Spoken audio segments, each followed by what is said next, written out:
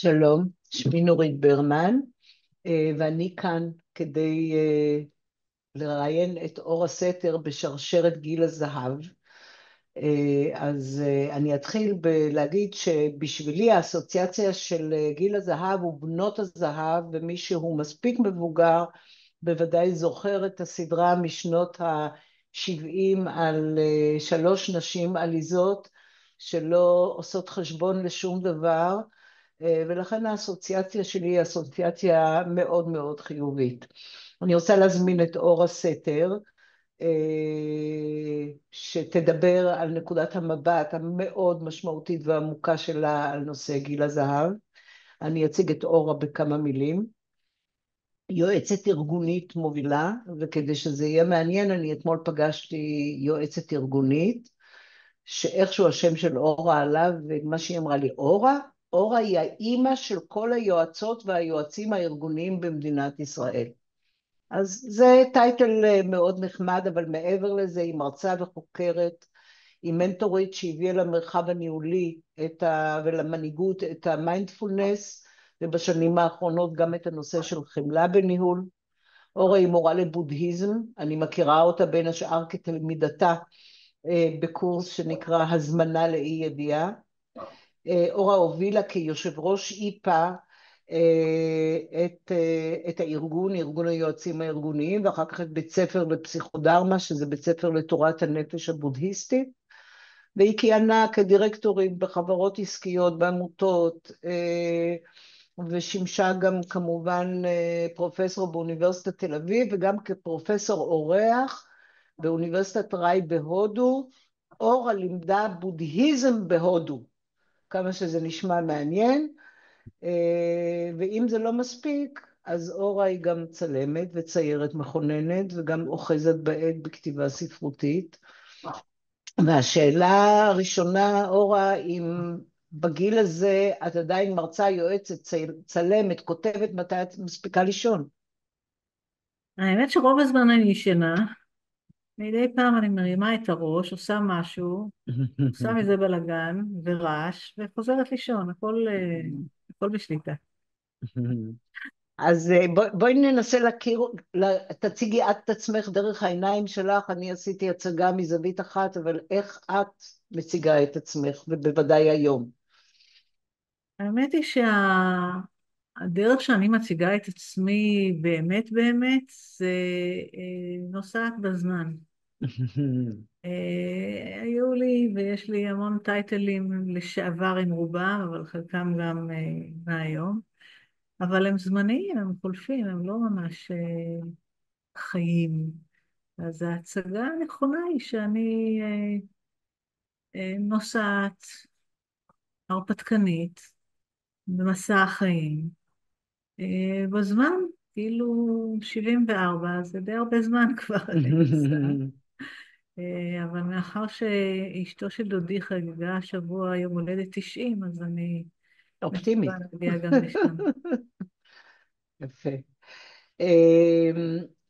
אני אתחיל דווקא משאלה מכיוון אחר, על רגעי זהב לאורך החיים, שאת לוקחת איתך לגיל הזהב. טוב, התקלת אותי. רגעי זהב, זה רגעי כדי זהב להוכיח לכולם שלא תיאמנו את הרעיון. לגמרי.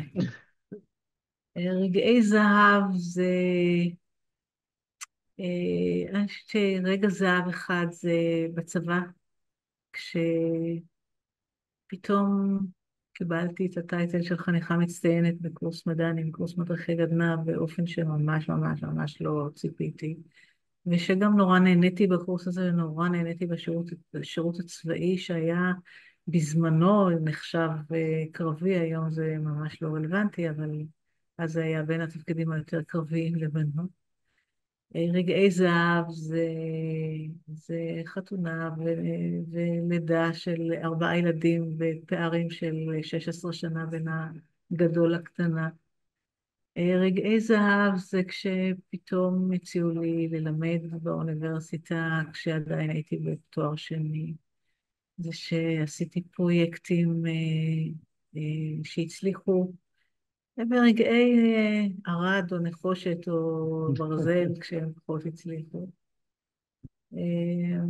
אני חושבת כאילו אני אוספת רגעים כאלה במהלך החיים, רגעים מעניינים כמו בסטארט-אפ שהיה לי במשך שנתיים בסוף שנות ה-90, תחילת שנות ה-2000, שהיה מלא מלא מלא מתח, אבל גם מלא מלא עניין והרפתקנות. ורגעי זהב זה לנהל, ורגעי זהב זה פתאום לתת הרצאה על בודהיזם בשעה שאני מרגישה את עצמי סתם כמו תלמידה. זהו, הרבה רגעים כאלה. ילדים, נכדים, חברות, חברים. יש רגע זהב אחד מיוחד, כשכמעט מתתי. ופתאום ראיתי את כל האנשים שאני אוהבת קוראים לי לחזור. זה היה רגע פלטינה כבר, כמעט תודה לאל שחזרת. חזרתי. עשית אותי מאושרת. אמ, כיוון שאת בן אדם עמוק ומתבונן, אז השאלות שאני שואלת אותך, אני יודעת תהיינה להן תשובות מאוד עמוקות. ואחד הדברים שגם מעסיקים אותי מתוקף היותי בת גיל הזהב, זה איך נראית חוכמה בעשור הזה שלך, לעומת העשור החמישי או השישי בחייך. חוכמה. אני חושבת שחוכמה באה עם מרגוע פנימי, עם הרבה פחות פחד גם מהחיים וגם מהמוות, ועם הסתכלות מאוד מורכבת על החיים, כולל המצב הפוליטי שאנחנו, לא יודעת איך לקרוא לו אפילו, שאנחנו נמצאים בו עכשיו. אני חושבת שחוכמה זה גם לדעת מתי לדבר ומתי לשתוק, ולדעת מתי אני יכולה עם מעט מאוד מילים או איזשהו ניסיון שהיה לי בחיים, או סתם רעיון, לעזור לבן אדם שהדרך שלו קצת הלכה לאיבוד. וממקום שהוא, מקום שהוא נטול, לא, לא נטול קריירה, אבל הוא נטול שאיפות. כאילו הייתי, עשיתי, דן, בין זה, דן זה. והיום זה הרבה יותר מקום של באמת מה אני יכולה להועיל, מה אני יכולה לתת, מה אני יכולה לעשות, שגם מצד אחד נחמד לי ומשעשע אותי, אבל מצד שני באמת מוביל ערך למישהו מתישהו. הגיל מביא לנו פרידות, ופרידות מהרבה מאוד דברים, אנשים. איזה דברים את נפרדת מהם? לא, ואני לא מדברת כרגע על אנשים, אבל איזה מרכיבים בחייך את נפרדת מהם בגיל הזהב? תראה, אצלי גיל הזהב הצטרף גם למחלה קשה, מה שנקרא, המחלה הידועה בשם המחלה הקשה. קודם כל הפרידה מהמובן מאליו של בן אדם שמסתובב, שרץ, שהולך, שעושה מה, כאילו, שחי חיים מלאים, ופרידה מסוג של חופש לעשות מה שבא לי. יחד עם האפשרות לעשות מה שבא לי, אבל זו שאלה אחרת. אני חושבת שהרבה פרידה זה מהדימוי העצמי שלי, הרבה פרידה מזהויות נורא משמעותיות שהיו לי במשך החיים, זהות של מרצה שהייתה, או מורה שהייתה מאוד מאוד דומיננטית בחיים שלי, זהות של אימא שהיום היא, אני עדיין אימא, אבל במובנים אחרים לגמרי. בעיקר סבתא.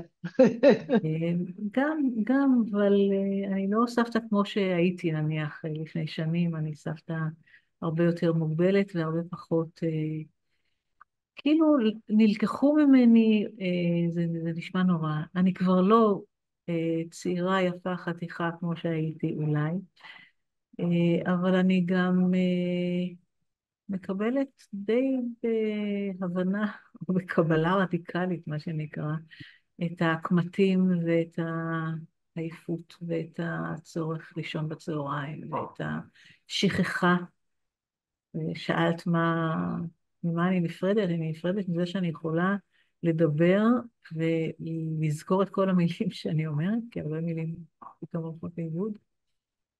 אה, יש פרדות, אבל יש גם הרבה דברים של ברוך הבא, של לעשות דברים שאף פעם לא עשיתי. זאת השאלה הבאה. מה את עושה היום יותר, או עושה היום בכלל, שלא עשית בעבר? אפרופו, דרך אגב, הזיכרון, אני נותנת את העצה הזאת, לעצה שאני מקבלת מהבן שלי, שהוא פסיכולוג שיקומי. בכל פעם שאני מתלוננת שאני לא זוכרת יותר, הוא אומר לי, אמא, זה לא זיכרון, זה בעיות שליפה. כאילו שזה מנחם יותר. אז מה הייתה השאלה? השאלה הייתה איזה דברים נוספו לך לחיים שלא היו קודם. תראי, קודם כל, קצת לפני גיל הזהב התחלתי לצלם ולצייר. ומכיוון שאני תמיד אוהבת לעשות דברים חדשים, אז הייתי אומרת שנוספו לי הרבה ניסיון ב-AI, בבינה מלאכותית, והמשחק היותר מתוחכם בבינות מלאכותיות, כי אני משתמשת בדי הרבה אפליקציות. התחלתי לעשות קרמיקה, מה שלא עשיתי עד היום, כי לא חשבתי שזה מתאים לי, אבל זה כאילו המקום של להמשיך להיות תלמידה, להמשיך להפתיע את עצמי, להמשיך להפתיע אחרים במידה מסוימת,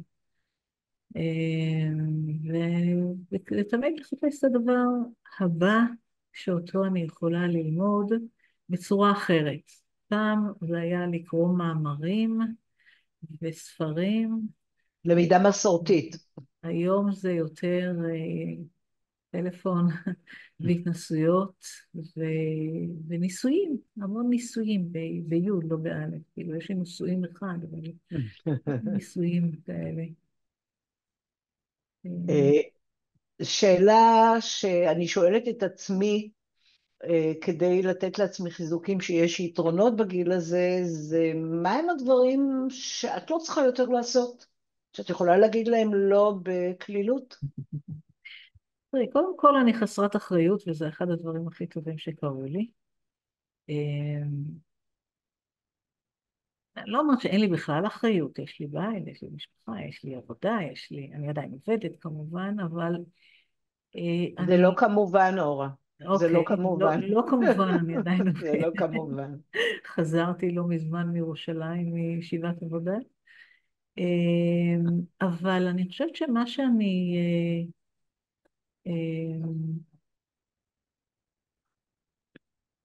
מה שאני, עוד פעם, סליחה, אני מתבלבלת לרגע, את רואה, זו דוגמה, הנה. תזכיר לי את השאלה.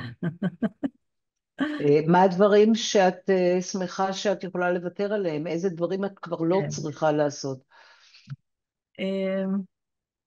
אני לא צריכה לקחת על עצמי משימות שלא בא לי לעשות, או הלא נעים, בוא נאמר ככה, ההתמודדות עם הלא נעים.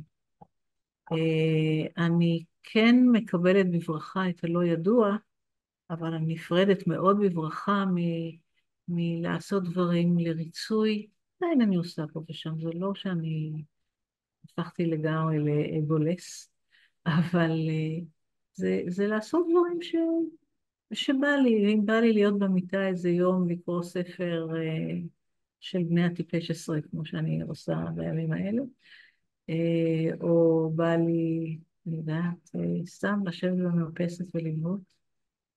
אלה דברים שאני מרשה לעצמי היום הרבה יותר, ושלא הרשית לעצמך בעבר. שפחות הרשיתי לעצמי בעבר. כן, כן.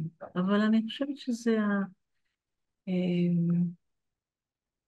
זה, יש עדיין צורך שהוא צורך מאוד חזק, וזה צורך שיהיה מעניין. כן. אז הצורך הזה עדיין ממשיך, אני לא נפרדת ממנו, הוא עדיין ממשיך להפעיל אותי. אז לפעמים אני מתפתה לעשות דברים שהם פשוט מעניינים, גם אם מהרבה בחינות לא הייתי צריכה לעשות אותם. כאילו, זה לא הגיוני אולי שאני עושה אותם, אבל זה מאוד מעניין. אז יאללה. אז אז אני רוצה לשאול שאלה שאותי מעסיקה הרבה מאוד, ואני מניחה כיוון שיש לנו איזה שהם דמיון במסלולים ובתהליכי ההתפתחות, ה- איך נשארים רלוונטיים בגיל הזהב?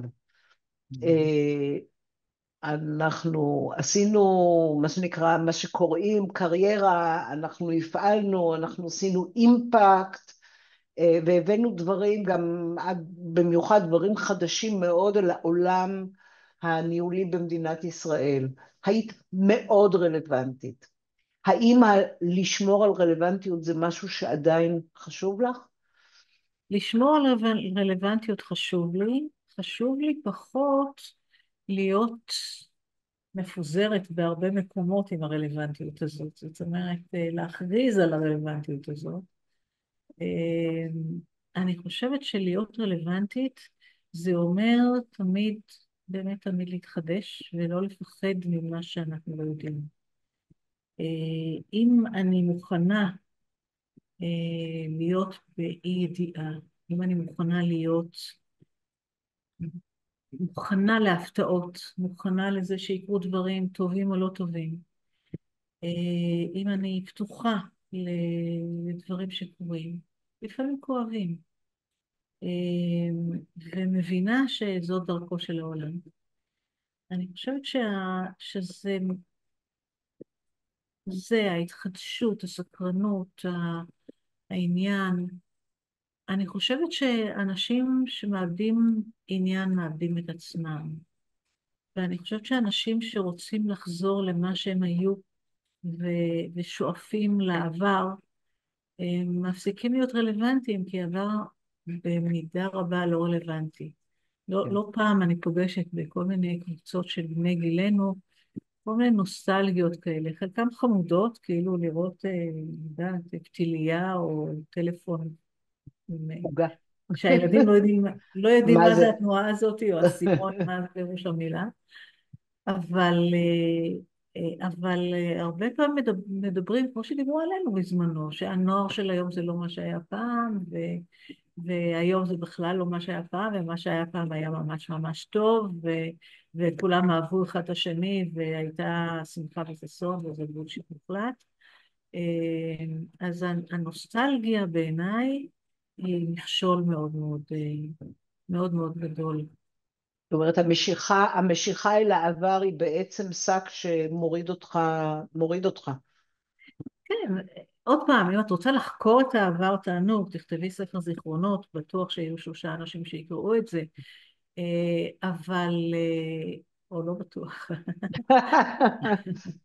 אבל אני חושבת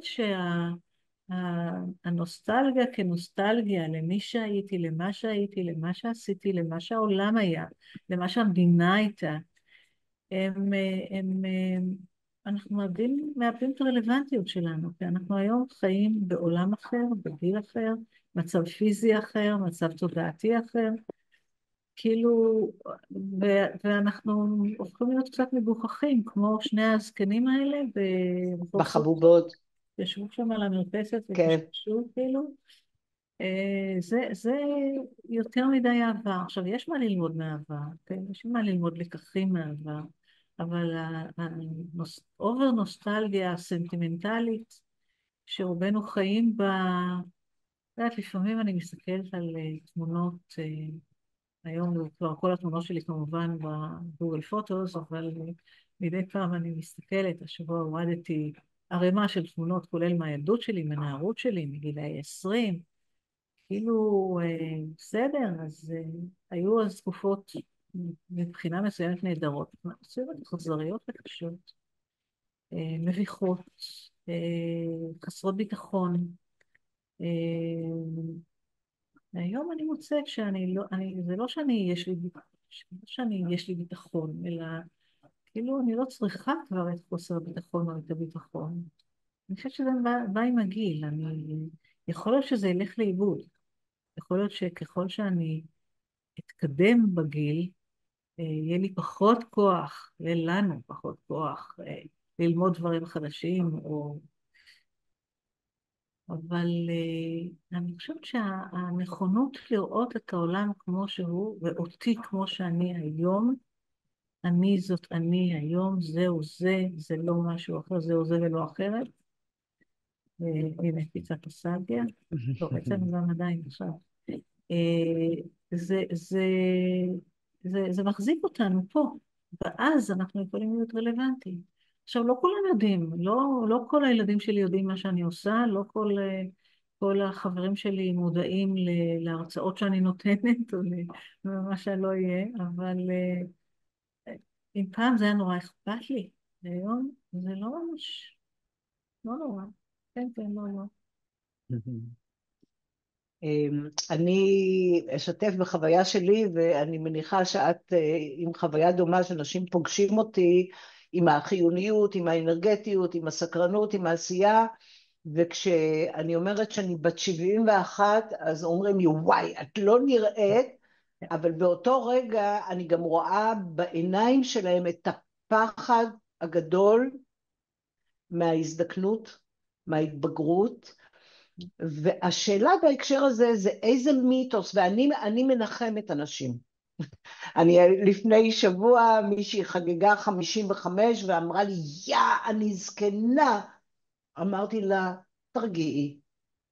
ואז היא הסתכלה על בנות ה-70 שסובבות אותה, שכולן מלאות חיוניות. אז איזה מיתוס, בקשר לגיל הזהב היית רוצה לנתץ? תראי, מזכירה לי שכשהיה לי יום הולדת 28, היה ערב פסח, כי היום הולדת שלי בסביבות ליל הסדר, וישבתי בפינה ובכיתי, כי אני כבר זקנה. אני זוכרת שקראתי ספר על מישהי בגיל 37 שהיה לה מאהב, ואמרתי מה, בגיל 37 עוד מקיימים יחסי מין? אני חושבת שכל גיל, יש את הגילים שנשמעים לא מפחידים.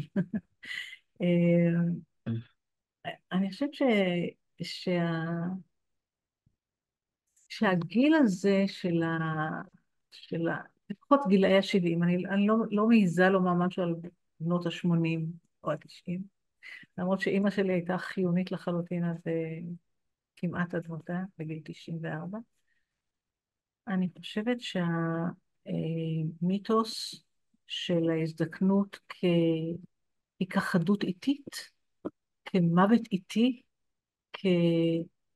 כפרידה ועוד פרידה ועוד פרידה ועוד פרידה, זה מיתוס. זאת אומרת, אני חושבת שככל שאנחנו אה, לומדים, חוקרים, נהנים, עושים דברים, וזה יכול להיות לא רק, אני בן אדם לומד תיאורטי כזה, אבל כאילו ללכת לים, אה, ל- ל- ל- הבעל שלי בן 75 עושה סאפ עם כל הצעירים. אה, אז כן, יש דברים שהם לא מיתוס, החולשה יותר, עייפות יותר, אה, הולכים יותר לאט. זה לא בהכרח מיתוס, אבל לפחות אצל רוב האנשים זה לא מיתוס, זה מציאות, אבל זאת המציאות, ועם המציאות הזאת, אז יאללה, מה יש בזה? אני לא פוליאנה במובן של אוקיי, בוא נראה את הטוב שבזה. אוקיי? שחלשים ומרגישים לא טוב, ויש ערימת קופסת תרופות כזאת, עם מלא כן. כדורים בפנים, זה לא משמח, זה אוקיי? לא כמו סאפ.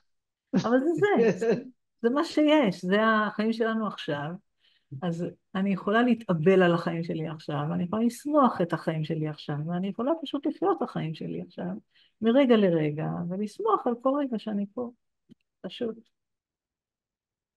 אז אני רוצה להפגיש אותך עם משהו שאת בוודאי מכירה, שהגיע אליי לפני כשנה בשיחה על הגיל, על העובדה שאנחנו רואים פחות טוב את החוץ, ואנחנו שומעים פחות טוב בגיל הזהב את החוץ, כדי שתתאפשר לנו הקשבה פנימה וראיית העולם הפנימי. אמרו לי שזו תיאוריה בודהיסטית, אז את בוודאי תוכלי להרחיב עליה ולהגיד האם יש משהו שמצלצל לך מוכר. תראי, הבודהיזם אומר, בצורה נורא פשוטה, יש זקנה, יש מחלה, יש מוות. זה מה שהוא אומר. deal with it. בקיצור, כאילו, לא אומרים את זה ככה, אבל זהו. תחיה את זה. אבל אני חושבת שגם כאן יש איזושהי אגדה אורבנית, כי יש מחקרים נורא נורא יפים של חוקרת אמריקאית שאני לא זוכרת לשמה כרגע, שהיא מראה שאם אתה חי ומדמיין את עצמך כצעיר, ואתה חי כצעיר באווירה של צעיר, אז יש שיפור גם בשמיעה וגם בראייה וגם גם בתובנה. האם הדברים האלה נועדו כדי שנהיה יותר מופנים פנימה? אני לא יודעת. אני לא בטוחה שאני יותר מופנית פנימה, אני בטוחה שאני יותר קשובה לאחרים בצורה אחרת. אני פחות שיפוטית לאחרים, אני יותר, אני רואה אחרים בצורה יותר רחבה ממה שפעם ראיתי, ואני גם רואה את עצמי בצורה יותר רחבה ממה שראיתי, אבל אני לא חושבת שזה קשור לירידה. אולי זה יהיה, בינתיים אין לי ירידה בראייה בשמיעה, אז אני לא יכולה לומר. בכל מקרה, אני לא מכירה אמיתה בודהיסטית שמדברת. אני רוצה לשאול שאלה נוספת, אנחנו מתקרבים כבר לסוף, אז אני אצטרך 50% מהשאלות שלי לצנזר, אבל אחד הדברים שאני מתבוננת עליהם ורואה בהם עניין גדול, זה התקשורת שיש לנו, בני גיל הזהב היום, עם אנשים צעירים יותר. כשאני מסתכלת על דור ההורים שלנו, הם היו הרבה יותר מנותקים מאיתנו, הם הרבה פחות הכירו את החיים שלנו, בעוד שאנחנו, ואנחנו מדברות פה על נכדים בגיל ההתבגרות ובראשית שנות ה-20 ובני 5 ו3, והיכולת ליצור איתם קשר בגובה העיניים, האם זה משהו שגם את מוצאת כמיוחד? תראי, אני חושבת שאנחנו, אומרים, דור ראשון לגאולה בישראל, אולי גם דור אחרון, אני לא יודעת. אני חושבת שההורים שלנו, ההורים שלך היו יוצאי שואה, ההורים שלי אומנם היו ילידי הארץ, אבל הם ילידי מלחמת השחרור, ילידי המנדט, כאילו הם חיו בעולם מאוד מאוד שונה. אני חושבת שאנחנו במידה רבה שומרים יותר על הרלוונטיות שלנו, על הצעירות שלנו, ואני חושבת אה, שהיכולת, אה, כמו שדיברתי עליה מקודם, היכולת להישאר בפנים יותר צעיר, מבחינה זאתי שאני עדיין סקרנית, עדיין רוצה ללמוד, ומצד שני, יש לי כבר, חברתי נאוה לויט בן נון קוראים לזה אלדריות, חוכמת האלדרים. יש לי כבר לא חוכמה. נגיע, לאלדר לא נגיע לצערי, בגלל כן, האילוץ בסדר, בזמן. אבל זה סוג של חוכמה שהוא חוכמת הניסיון של באמת גם אני לא צריכה להוכיח שום דבר, וגם אה, גם אני לא צריכה להוכיח שום דבר, לא לילדים שלי ולא לנכדים שלי, ומצד שני אני יכולה לראות אותם יותר טוב. אני יכולה להבין קצת יותר את השפה שלהם מאשר הבינו אותי. אני יותר מעורבת בחיים שלהם, למרות שאני משתדלת לא יותר מדי להתערב, אבל אני חושבת שהרבה משפחות יותר קרובות ממה שהיה פעם, ואנחנו מדברים שפה יותר דומה, ויש משמעות לשפה, יש משמעות למוזיקה, יש משמעות לכל הדברים האלה. אני חושבת שזה אחד הדברים שמאוד מאוד שומרים עלינו מפני ההצטמצמות בתוך ההזדקנות. כחלק מתוך ההזדקנות אנחנו גם רואים אנשים נעשים כחושים וכחושים יותר, אבל העובדה שיש לנו את היכולת לחלוק ולהיות בקשר עם אנשים צעירים יותר, זה גם להישאר רלוונטיים, אבל גם להמשיך להתרחב ולא להצטמצם. אורלי, יש משהו שלא שאלתי שהיית רוצה לדבר עליו? לא, נראה לי שכיסינו את מרבית הנושאים, ואם אני אתחיל בעוד משהו, אז זה לא ייגמר. אז נעצור כאן. תודה, תודה, תודה לך. תודה נורית, מקרב לב.